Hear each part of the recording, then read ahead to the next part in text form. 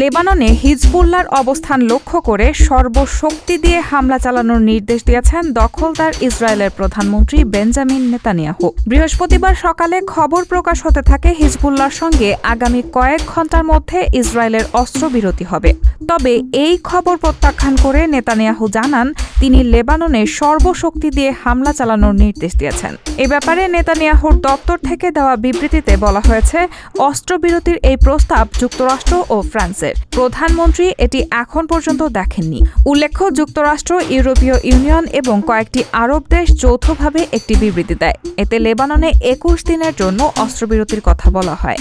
এছাড়া ইসরায়েলের সংবাদ মাধ্যম চ্যানেল 12-এ একটি প্রতিবেদনে বলা হয়, নেতানিয়াহু লেবাননে হামলার তীব্রতা কমানোর নির্দেশ দিয়েছেন। তবে চ্যানেল 12-এর প্রতিবেদন প্রত্যাখ্যান করে নেতানিয়াহুর দপ্তর জানায়, তিনি হামলার তীব্রতা কমানো নয়, বরং লেবাননে হিজবুল্লাহর অবকাঠামো লক্ষ্য করে পূর্ণ শক্তি দিয়ে হামলা চালানোর নির্দেশ দিয়েছেন।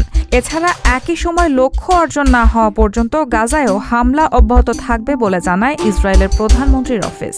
দখলদার ইসরায়েলের পররাষ্ট্রমন্ত্রী ইসরায়েল কাতোজও পরবর্তীতে মাইক্রোব্লগিং সাইট এক্সে একটি পোস্টে জানান, দক্ষিণে কোনো ধরনের অস্ত্রবিরতি হবে না। তিনি বলেন, বিজয়ের আগ পর্যন্ত সর্বশক্তি দিয়ে হিজবুল্লাহর বিরুদ্ধে হামলা অব্যাহত রাখব আমরা, যেন উত্তরের বাসিন্দারা নিরাপদে তাদের বাড়িতে ফিরতে পারেন।